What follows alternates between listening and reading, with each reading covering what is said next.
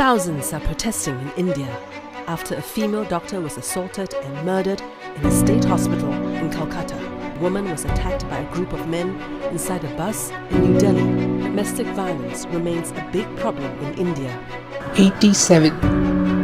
This is the number of rape cases India records every day on average.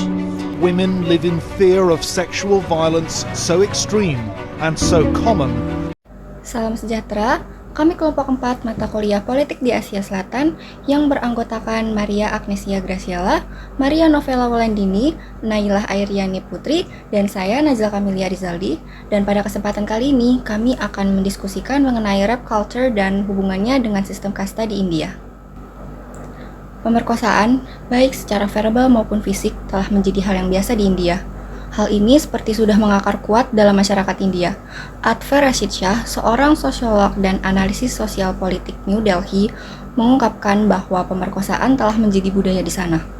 Mengakarnya rap culture atau budaya pemerkosaan dapat terjadi karena kebiasaan-kebiasaan masyarakat India yang kerap melakukan pelecehan seksual, ejekan, hingga penganiayaan. Kebiasaan ini telah dilestarikan karena lembaga kepolisian dan masyarakat secara umum tidak melihat kasus-kasus tersebut dengan serius. Hal tersebut terbukti dari ketiadaan dukungan dari masyarakat dan kepolisian ketika seseorang melaporkan kasus terkait. Pada faktanya, pemerintah telah berupaya untuk mengatasi masalah ini dengan membuat regulasi perlindungan terutama bagi perempuan, yaitu dengan menetapkan Undang-Undang Pelecehan Seksual terhadap Wanita di Tempat Kerja atau UU Pencegahan Pelecehan Seksual atau Prevention of Sexual Harassment atau yang disingkat POSH. UU ini menjamin perlindungan terhadap semua pekerja formal dan informal di sektor publik maupun swasta termasuk pekerja rumah tangga.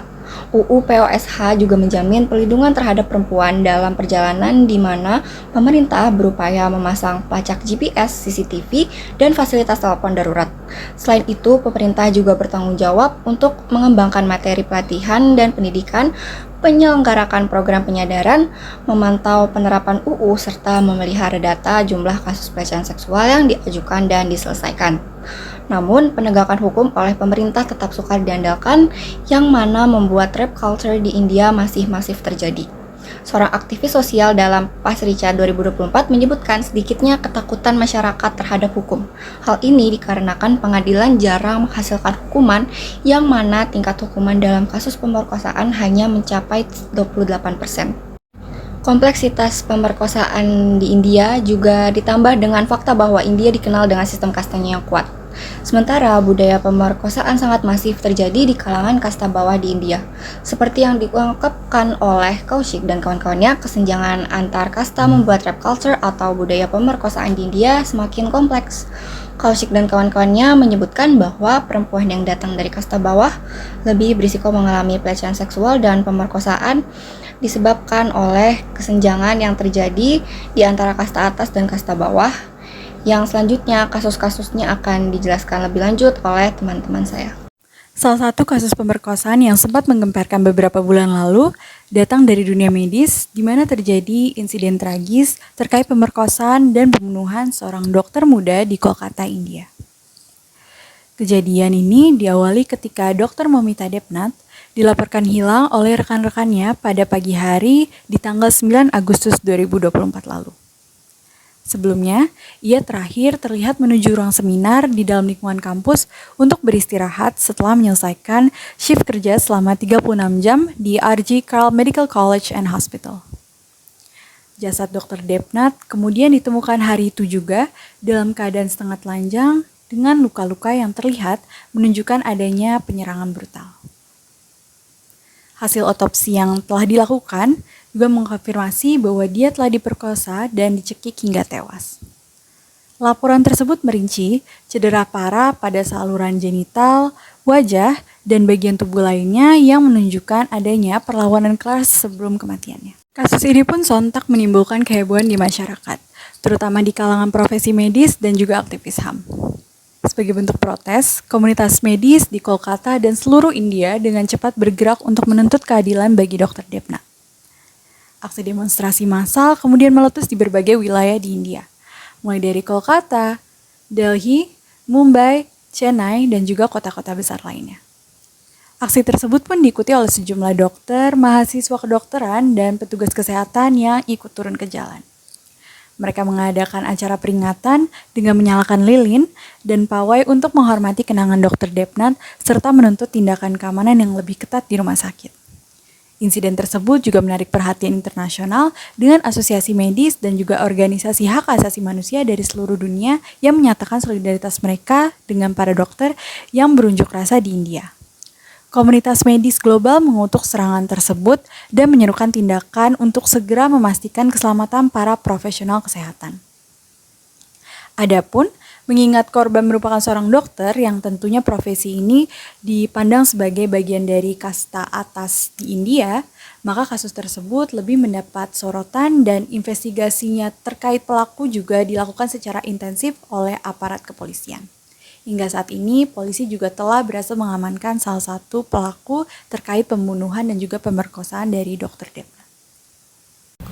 Kasus pemerkosaan ini melibatkan seorang wanita muda dari kasta Dalit yang menjadi korban kekerasan brutal di Uttar Pradesh, India.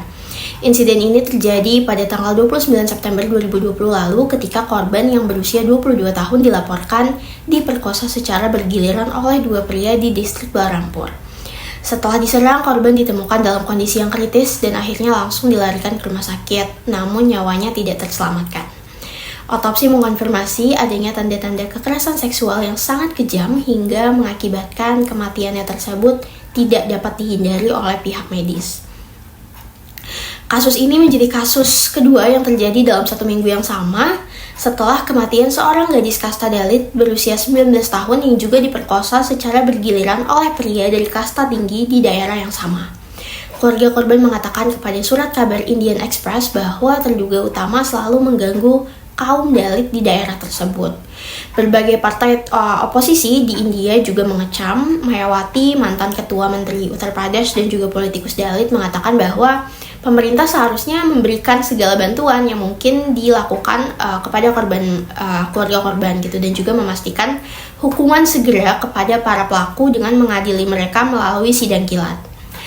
Selanjutnya, mantan ketua menteri lainnya seperti Akhilesh Yadav, dia juga mengatakan bahwa pemerintah itu tidak peka terhadap kejahatan yang dialami oleh perempuan. Chandrasekhar Azad, politikus dan juga aktivis Dalit, mengunjungi korban dan partainya menyerukan unjuk rasa dengan skala nasional.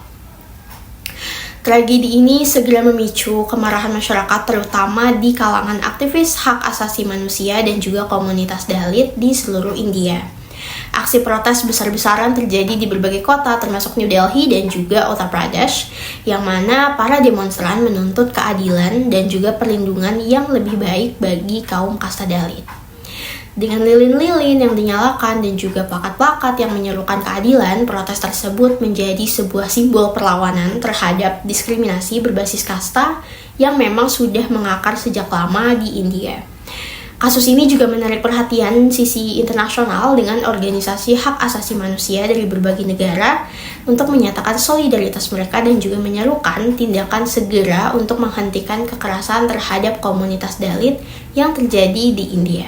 Culture atau budaya pemerkosaan di India berakar dari kebiasaan buruk yang tidak menghormati hak-hak perempuan yang semakin diperburuk oleh kelemahan sistem penegakan hukum. Tindakan pelecehan, pemerkosaan, serta kekerasan seksual sering tidak dianggap serius oleh polisi dan masyarakat lokal, sehingga menciptakan lingkungan di mana pelecehan seksual dan kekerasan seksual lainnya itu dianggap normal atau dilestarikan tanpa adanya upaya signifikan untuk mencegahnya atau menghentikannya.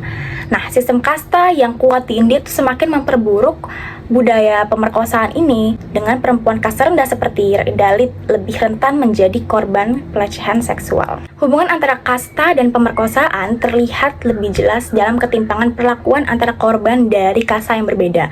Perempuan dari kasta yang lebih rendah cenderung menjadi sasaran kekerasan seksual secara berulang dan seringkali pelakunya itu berasal dari mereka yang berkasta lebih tinggi dari korban karena mereka merasa lebih berkuasa dari mereka-mereka yang ada di bawah. Nah, ketidaksetaraan kekuasaan berbasis kasta mengakibatkan perempuan dari kasta rendah memiliki akses yang lebih sedikit untuk mendapat keadilan sebab kasus mereka atau apa yang mereka alami itu kurang mendapat perhatian dari publik dan kurang mendapat bantuan dari pemerintah dibandingkan dengan korban dari kasta yang atas. Kejahatan berbasis kasta seperti ini sering berfungsi untuk mempertahankan hierarki sosial di India, di mana perempuan kasta rendah nggak cuman mengalami pelecehan atau kekerasan seksual, tapi mereka juga mengalami penindasan yang dilembagakan dalam struktur sosial yang diskriminatif. Dan penjelasan kami mengenai hubungan antara rape culture di India dan sistem kasta di India. Semoga bermanfaat. Terima kasih.